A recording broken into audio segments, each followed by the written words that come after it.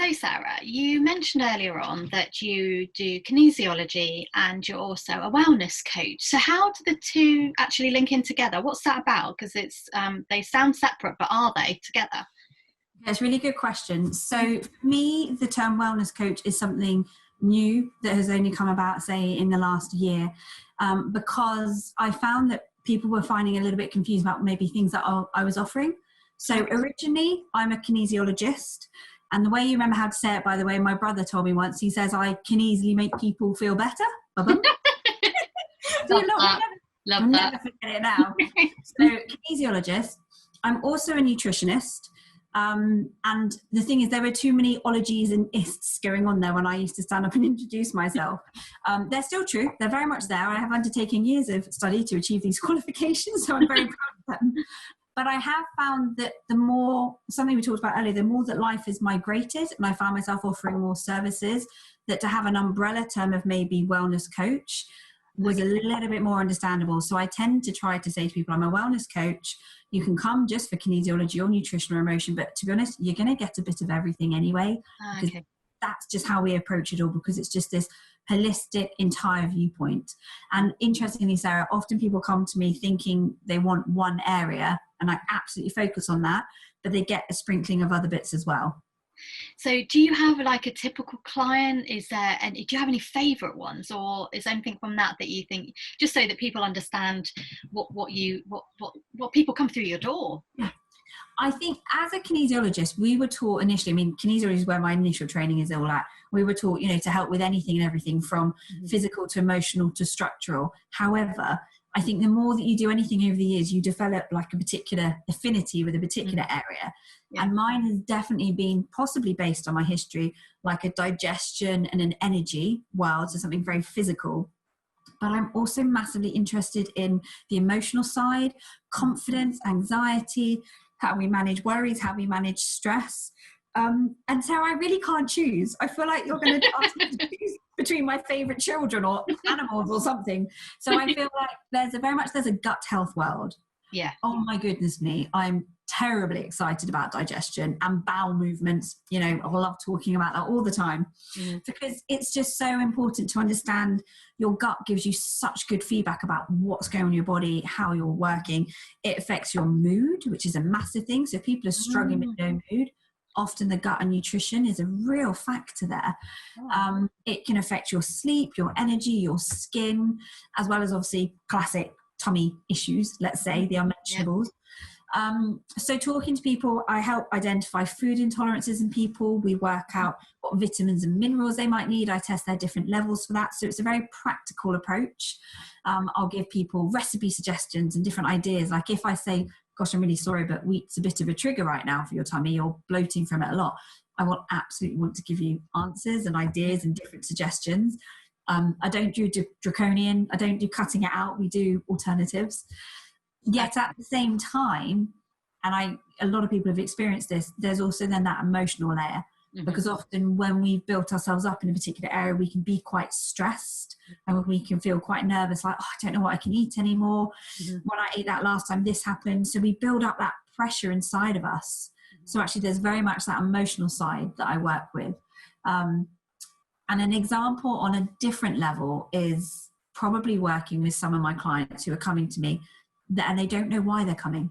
They're just coming. They're like, just feeling a bit out of sorts. I'm just not feeling like myself. I'm not quite firing all cylinders. I just don't feel like I'm getting, fully recharging my battery, that sort of thing. Yeah. And those are the beautiful challenges, because actually you unpick so many different layers to try to understand what's going on there.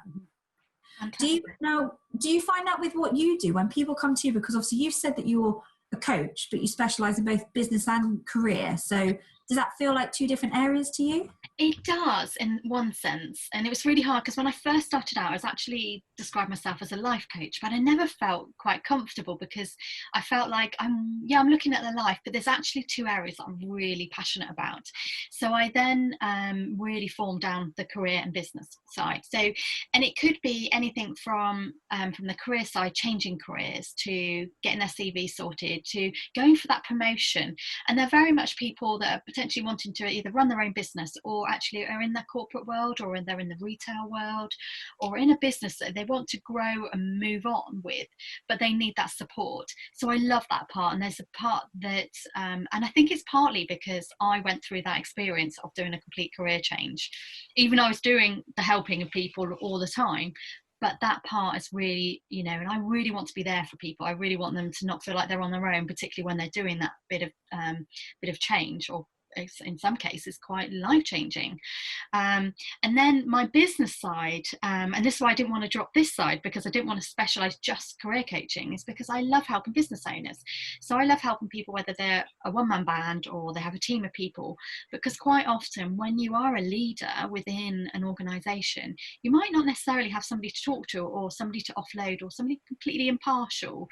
But I have this practical side of me, always have done, of like, right, let's get some goals down, let's get some stuff into action, and then have somebody there at the end of the phone that you can be accountable for. Because sometimes you try to get some things done, but you're like, there's no pressure. But by having me there, they feel that urgency to get stuff done. They just need me to give them that little bit of a boost, or that little bit of motivation to enable them to get some stuff done. And that's why I still want to have the two worlds, as I call it, or the two heads, because I can't just be a life coach, I can't just be a career coach, because I still keep getting business clients, and then if I start to focus on that, I start to get career clients. So I feel like my world is about having those two things, because I've experienced it myself, and it ultimately love helping people. And where I network as well, I'm getting a lot of business owners, but then it's their friends or their family members that mention, well, if you're thinking about getting something done on your CV, or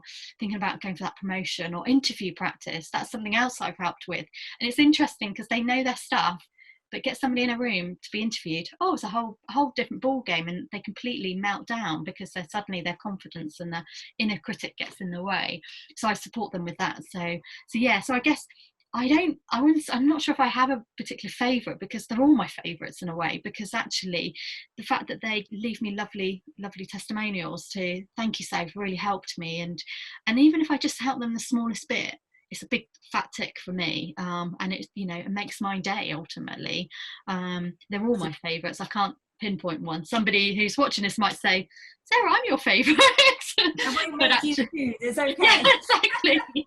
So for me, it's like they're all my favourites, because they've all got their own passions and their own drive and things. They just need somebody to support them along the way. And that's my biggest thing. That when I started Your Time Coaching with Dawn Hart, it was very much about, I got to be myself, and I want my clients to be themselves too. And that's a big part of, you know, being there for them, but obviously ultimately to support them, and so they can be themselves in the world they want to be in, more than anything, get their work-life balance good as well. And as you said there about the feedback that you hear from people in the testimonials, because that's so important. And I think that we're both quite similar in our different fields, that we're both kind of like a coach overall, and we might have different strands of what we offer, but we know that we're helping people. And we know that we're helping them in so many different ways. I mean, yes, the little messages that I might get, or the feedback, you know that people are doing it. But what's interesting about both of us is that we haven't got a magic wand. People have to go away and actually make some of the changes themselves. So I feel like sometimes I'm a facilitator.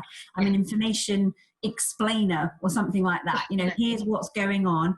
Here are some things that I can do, but then here are some things that you've got to go away and do. Is that very much part of your world as well? That's a really good point, because I had a phone call today from a client, and it's actually, she says, but Sarah, if I don't know the answer, can you help me? And I said, of course, I'll be able to give you some suggestions. Of course, I'll give you some options to explore. So it's not, sometimes you can be coaching and digging. They may not know the answer. So I always say, I'm taking my coaching hat off, I'm putting my mentor hat on and saying, right, what about this? Have you looked into that? Why don't you speak to that person that I know? They might be able to give you some information. So it's about having two hats within two hats anyway. But yeah, which is quite hard to sort of explain and describe. But yeah, ultimately it's about giving lots of information, and giving them tools. And it's something that I always found quite fascinating when I look back, and I'm thinking, why didn't I have a coach when I was in the corporate world? And I know that's getting more and more popular, which is fantastic. But I want it to be that everybody has somebody to talk to, whether it's a coach, a counsellor, wellness coach, you know, you name it. I just think that everybody should have the permission, or not permission, I don't know if that's the right word, but have the availability, that's the right word, availability. Let's say that the availability, the ability to talk, to share, to unpick, to find out new ways. I mean, definitely, I would say that sometimes even call myself a wellness coach might be a misnomer at times, because actually people are coming to me as a kinesiologist or as a nutritionist for guidance, advice, stringent information, clear instructions. But it's the implementation part of that is kind of where the coaching side comes in, because you have to help people understand how to utilize this information and how to actually like impart it and to support themselves to feel better. So a big part, I would say, is information, support, and empowerment is kind of like a big part. Definitely, and the empowerment part is that you can give them all the tools, and but they've ultimately got to make the changes or do the changes. But actually, just having somebody that's got your back, like we have, actually they get it done. I don't have a client that never does anything. They're like, oh, I haven't done it, and I'm like, why haven't you done it? Because actually, you know, I need you to do it. It's not me that needs to get it done. You need to get it done. But I've never had a client that's not done the things that I've said for them to do, or they've gone off in a different tangent. I don't mind that. They are doing things to move things forward. And, you know, and they've been inspired by our conversations and the work that they have been doing, and the thinking, because a lot of the time it's all about the thinking and getting that out of your head, and having those conversations like what we're doing right now, to be honest. Yeah. So I do sometimes have people who come back and say, I've not been able to do it, almost feeling like they're saying, dog ate my homework. And actually it's because they're not there yet. So that's where the coaching side comes in. So let's say it's a food change, because food changes can be tricky. Oh, yeah. Some people find it really simple. Yeah, I know that hurts my body, off I go. And other people, it's such an ingrained habit, which I completely understand. Yeah. Then my job is hand-holding. Why? What was going on? What was tricky? What was the blocker here? Was it that there was some other food in the house? Was it because you had to prepare a different meal for your family? Yeah. Was it because you went out to eat? And it's trying to get to the bottom of the why, and the more why kind of questions, the more that you can unpick it and help find a way forward. Definitely.